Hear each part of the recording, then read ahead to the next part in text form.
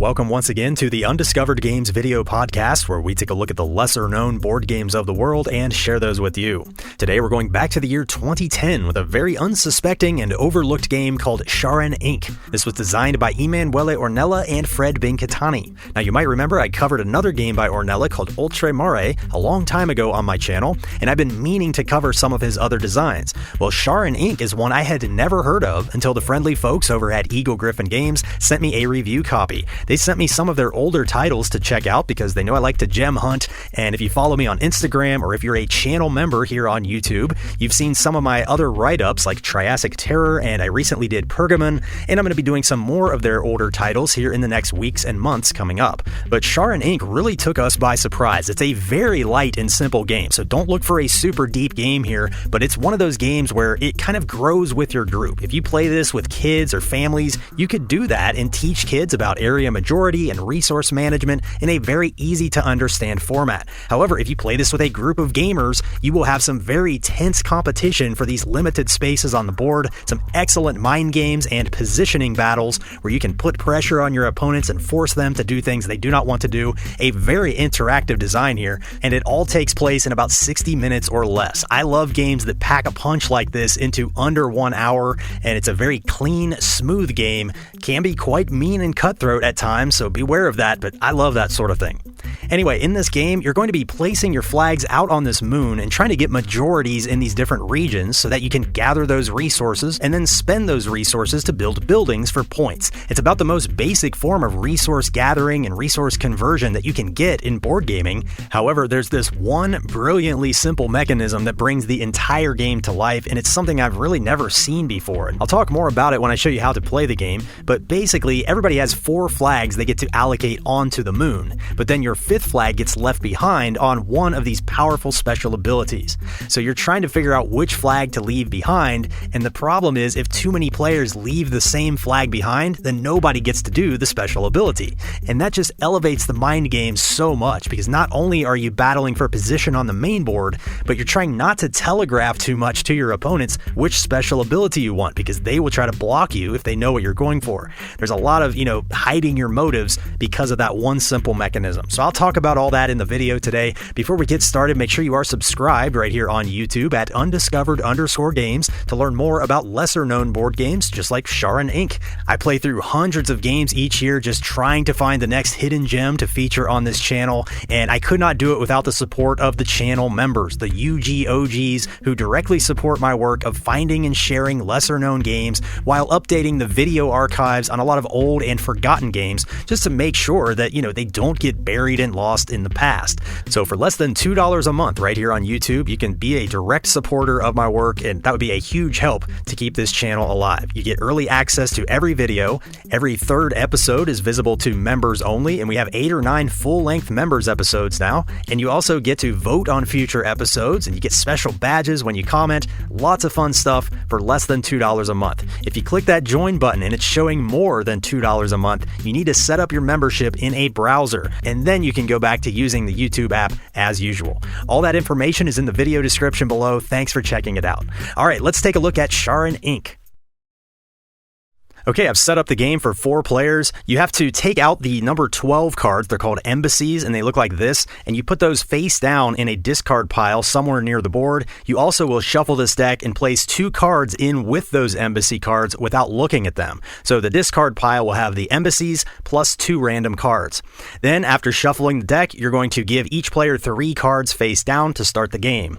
You're also going to seed the board with some mineral gems here. First, you have to take out the clear gems and place those here on the board. The clear gems are not part of the general supply. These are considered wilds. I'll talk about those later. Make supply piles for the rest of the gems. There should be 5 different colors. And then depending on player count, you're going to throw a certain number of these into the bag and start drawing them out for each region. So in a 4-player game, for example, I had to put 4 gems of each color into the bag. Again, not the clear ones. And then you just draw 1 per region. Now, whichever one you draw for the region, you will fill in the rest of those spots with the same color. color from the supply, not from the bag. So if I draw a blue gem for this region, then I take 2 more blue gems from the supply and fill them in. So every region out here will have all gems of the same color within it, but you only draw the first one from the bag. The others get populated from the general supply. Any gems that do not come out of the bag stay in there for the next round, because at the end of each round, you have to reset the board the same way. Each player also chooses a player color and takes all their flags of that color. They keep one flag in front of them just to show the other players which color they are. Then you're also going to have one flag on each of these 5 action spaces over here, and then you will put one flag on turn order up top. Now this turn order at the beginning of the game is randomly determined, but then it will change throughout the game. This track just shows the progress of the game. The game will last 4 total rounds, and you track it with this big clear gem here. And finally, these zones over here will scale the board for player count. So in a 4-player game, you do not use this yellowish area here. This is only used in a 5-player game. The final thing you have to do before you start playing, everybody looks at their hand of 3 cards that they were dealt at the beginning, and they choose one of these to put face down in front of them. Everybody shows them simultaneously, and this becomes the common building row. You just put these face up below the board like this. These cards will be available to anyone to build on their turn. So like I said, each game lasts 4 total rounds. We will go through 5 steps in each round. So every round works the same way, and at the end of the 4th round, the player with the most points wins. So the 5 steps of the round are: first, staking your claims. This is where players will place their flags out, trying to compete for majorities out on the board. Step 2 is claiming your gems. So whichever player has the majority will get all the gems from a region. Step 3 is adjusting turn order based on how many gems each player has. Step 4 is actually building your buildings. You're going to be trying to spend gems to build these building cards for points. And then finally, step 5 is just resetting the board for the next round. So very simple structure here. Let me go over each step in detail. Step 1, staking your claims. You go in turn order, starting with the start player. They will place one of their flags anywhere on the board. They choose one of these 5 flags from these action spaces over here. When you place a flag, it can go on 3 different types of areas. You can place it within a zone. You can place it on a road, which looks like this, or you can place it on a crossroads, which is the intersection point that looks like this. Each of these 3 types of areas can only hold 1 flag each. So if there's already a flag within a zone, you cannot place a second flag there. If there's already a flag on a road, you cannot place your flag there. If there's already a flag on a crossroads, you cannot place a flag on that same crossroads. Pretty self-explanatory. Now these flags are going to be used for majority scoring to determine who gets to collect these gems. So let me fast forward the round here so I can show you how this would work. So again, you go in turn order. Each player places 1 flag at a time out on the board until each player has placed 4 of their 5 flags. You will always be leaving 1 flag behind on the left side over here. Whichever flag you leave behind, that determines which special action you get to do. There are 5 different action spaces over here, and wherever you have a flag, you might get to do that action. And here's why I say you might. Because if 3 or more players have flags on the same spot, nobody gets to do it. But if 2 or 1 player have their flag there, then they get to do that action. Furthermore, in a 2 and 3 player game, you have to be the only flag there to do the action. So if there are any other players there, you're blocked. So in this example, these 3 players all left their flags on the same space. None of them get to do this action. However, the gold player is the only player here. They will get to do this action. Now these actions are very simple to understand, but they happen at different moments throughout the round. So I'll explain them as we get to them, but they kind of resolve from top to bottom on the board here. So at this point, after everybody places all their flags, whoever qualifies for the stolen intelligence gets to do this next. So this triggers right now. The gold player is the only player here. Gold gets to do this action. It's worth noting if 2 players are on this space, you conduct those actions in reverse turn order. So if blue and gold were here, blue would first do the action, then gold. So this stolen intelligence action allows you to reposition one of your flags on the board. You can take any one of your flags that you already placed and move it to another legal position. So it still has to be an empty zone or an empty road or an empty crossroads, but there's a big restriction. You are not allowed to move your flag to a spot that influences any zone with 3 gems. So I'll explain how the influence works in a second, but gold could not move their flag here because this influences this zone which has 3 gems. So maybe gold moves their flag here because this influences this zone and this zone, neither of which have 3 gems. So that's what gold decides to do. Now we go through the whole map and determine who gets to collect the gems. Now let me explain how these flags influence the zones, because you have to go around and determine who has the majority. Whoever has the majority of flags in each zone will get all the gems from that zone. So a flag placed within a zone only influences that one zone. A flag placed on a road will influence both zones on each side of that road.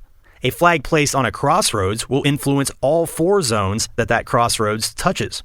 So first, you're just looking at whoever has the most flags. They would take all the gems. However, if there's a tie for most flags, then you have to do the tiebreaker. So if multiple players are tied, whoever has their flag within that zone would break the tie.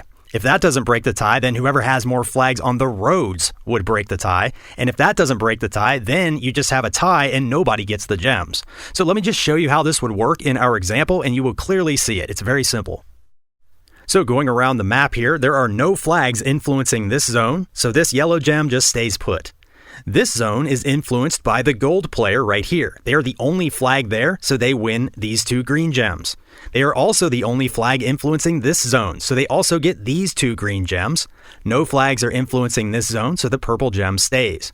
Now let's look at this zone with 2 black gems. Gold and white each have 1 flag influencing this zone. So again, you got to go to the tiebreaker. The tiebreaker goes to white because their flag is on the road, gold's is on the crossroad. So white wins these gems. Now we go to this zone. White has 2 flags, gold has 2 flags. Who breaks the tie? Well, nobody's in the center of the zone, so then you look to see who has more flags on the roads. White has 2 flags on the roads, gold only has 1 flag on the road because their other one is on the crossroads. So white would break the tie, they get all 3 green gems. Here, white has 3 flags, so white wins this one, they get all the blue gems. Here, white has a flag and blue has a flag. They are tied. Nobody's in the center. Nobody's on the roads. So this is a deadlock. Nobody gets these green gems. Blue has this zone all to themselves. They get these purple gems. Blue also wins these green gems because they're the only player influencing that. This zone here, blue has the most flags. They get all these purple gems. Here, red has 2 flags. Gold has 1. White has 1. So red has the most flags. They get all these yellow gems. Here, gold has 2, red has 1, blue has 1, gold has the most flags, they get all these gems. Gold's the only player down here, they get these yellow gems. Over here, red's the only player in this zone, they get both yellow gems. Here, red and blue each have a flag. You look for a tiebreaker, but they're both on the road. That's a deadlock, so nobody gets these purple gems. In the same way, red and blue are also deadlocked over here, so nobody gets these black gems. And finally, red is the only player controlling this zone, so red gets this 1 black.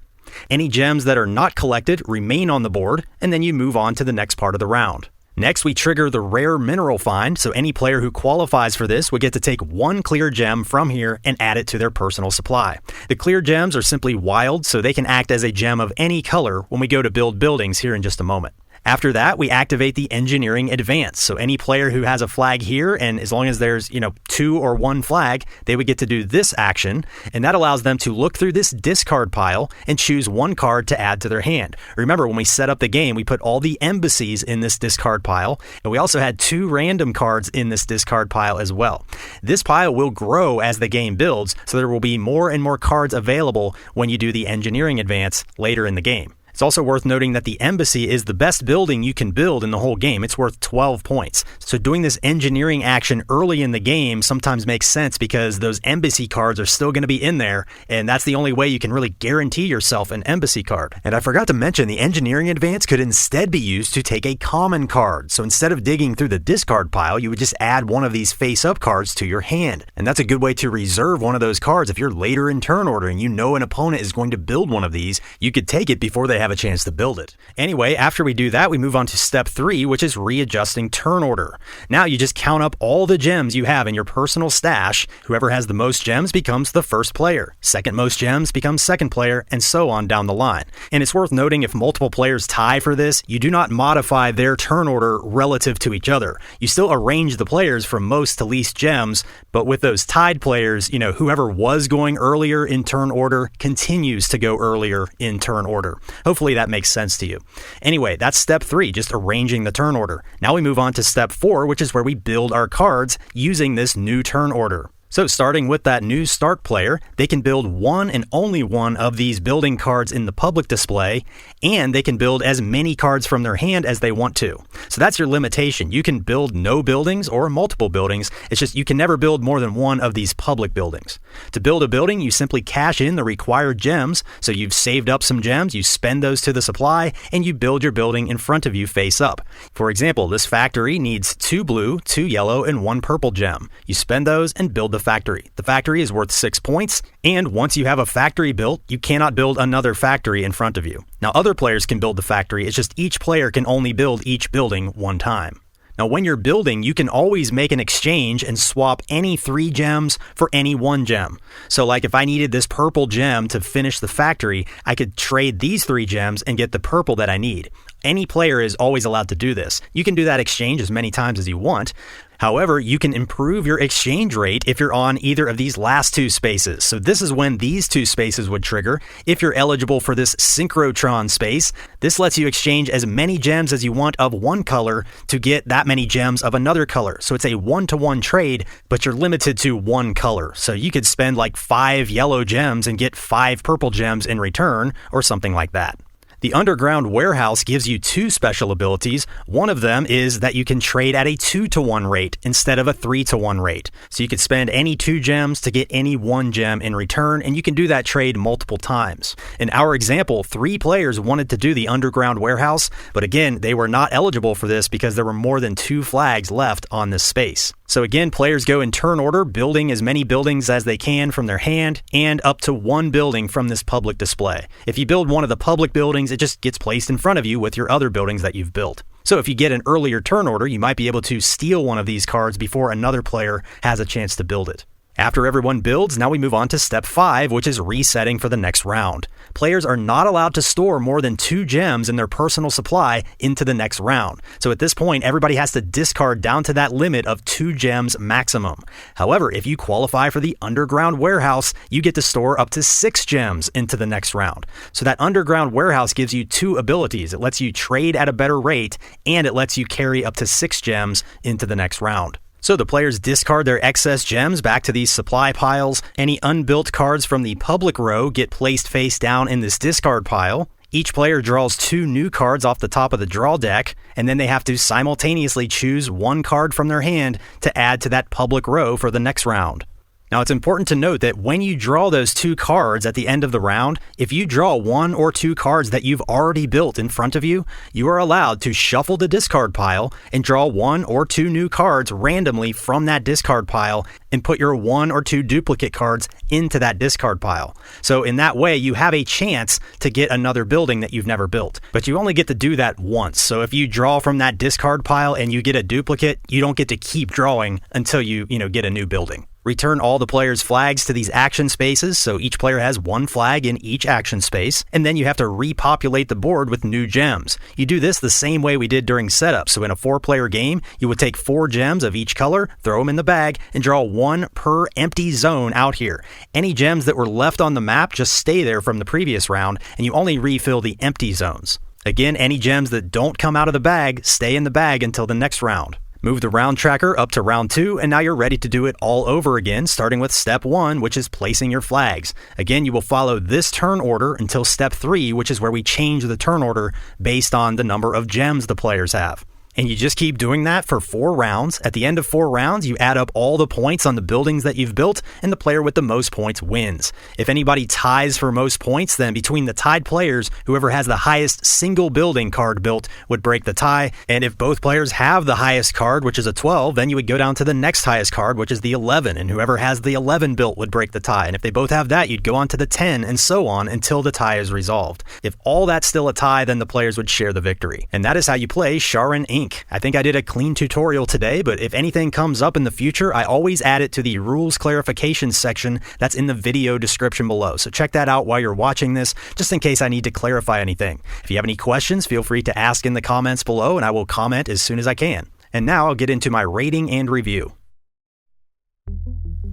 Now keep in mind, if you're heavy into board gaming, this game is very light and simple. I don't know that you're going to be blown away by this design. However, what I like about it is it's a gateway style game that you could, use to introduce people to this hobby. However, gamers can also really get into this almost like a filler game of sorts. It's a little longer than a filler, but it just feels kind of like a quick hitting, punchy little filler game that you would play, as a warm up or a cool down to a bigger game night. It has some really interactive, decisions you have to make based on the other players. You're always trying to not telegraph which special ability you want to end up with, because if you get left there and there's all those players there, then you don't get to do it at all. Or maybe you choose to leave a flag out just so another player can't do their special ability. There's a lot of table talk that happens too. We'll be talking like, don't let that player have all those gems. You need to go there and block them. And if you go there and block them, then I'll come over here and, help you out over here. You can really get into that type of gaming, especially if you play with a group of seasoned gamers. This can be a lot of fun as a quick hitting little gamers game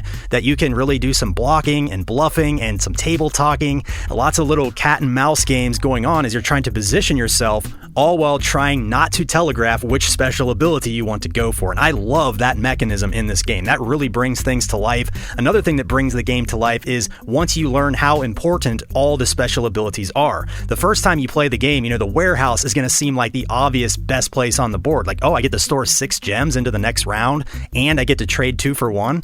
But once you play the game, you'll see that all these locations are very valuable. The card space is like the only way you can guarantee an embassy. And even then, you might not get an embassy if you go there too late in the game, because remember, if you draw duplicate cards, then you get to shuffle the discard and draw from there. So the other players might scoop up all the embassies before you even have a chance to get one. And in every single game we've played, the winner has had the embassy built. So I think that's very important to get an embassy.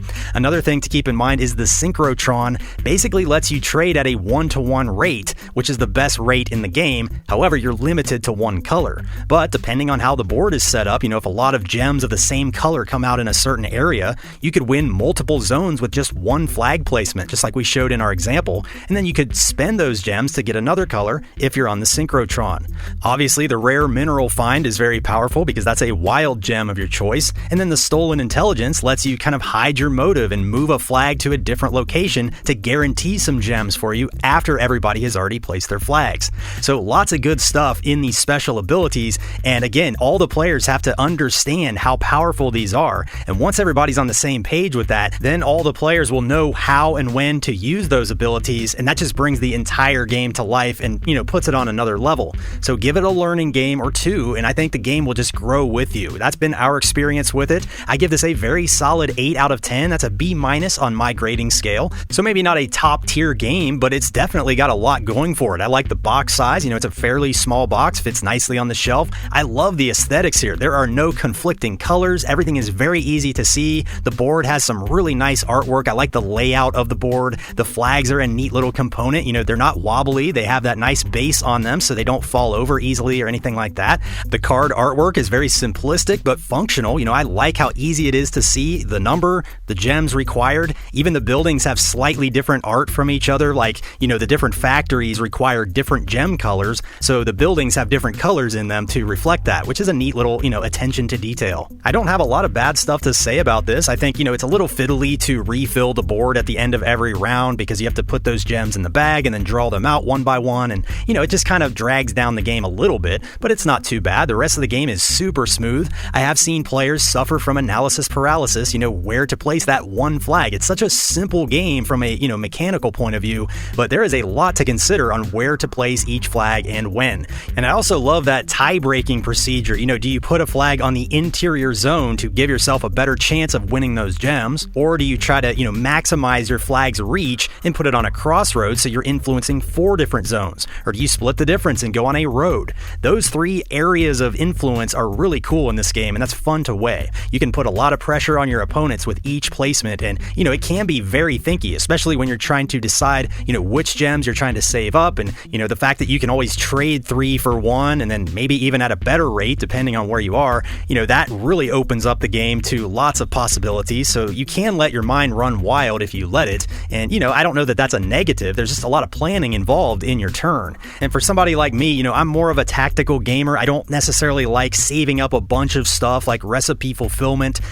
That's just not my style, but some of my game group really gets into that, so they really like that part of it. For me, I really like the tactical positioning battle and then deciding, which flag I want to leave behind. That part of the game was the sweet spot for me. So this one really hit with my game group in particular because, half of us like area majority and conflict, and the other half like to plan and save up resources and things like that. So we've played it 3 times now, so, this is probably considered a first impressions rating. 3 times is like my minimum requirement before I officially review a game, but I think it's a solid game. It keeps getting better the more I play it. I think about it a lot. It looks great on the table. It does not overstay its welcome whatsoever. 60 minutes or less. It's a perfect length. You could use this with gamers or non-gamers, teach some new players about area majority and basic resource gathering and things like that. So lots of cool stuff with this one. I've only played it so far with 3 and 4 players, and I liked both of those counts. I think the 3-player game is cool because you get locked out if you're not the only flag there, whereas 4 players a little more forgiving. Now 5 players seems like it would be very punishing, and the 2-player game seems like it would work really well. I know there are some variants posted for 2 players, so you can go check those out, but I'll report back if I, try it at 2 or 5, and let me know in the comments if you've ever played this game. What is your favorite player count? I think this one's still pretty easy to find here in the United States at the time of making this video, and I believe Eagle Gryphon still has some copies left in their store, so check it out if it looks cool to you. Let me know what you think in the comments below. Have you ever seen a game that uses a similar mechanism where you withdraw your workers and then whatever worker you leave behind, that's the special ability you get? I cannot think of another game that does that. I feel like I've seen it before, but I just can't think of it. So let me know that in the comments. All that good stuff, anything board game related, drop it in the comments below. I would love to read about it. That'll do it for today's episode. I got 2 really big public episodes lined up that I'm working on right now, and I'm very excited for those. So look for those big episodes coming soon in the next month or month and a half. The next episode is visible to members only because, again, every 3rd episode here is for the members.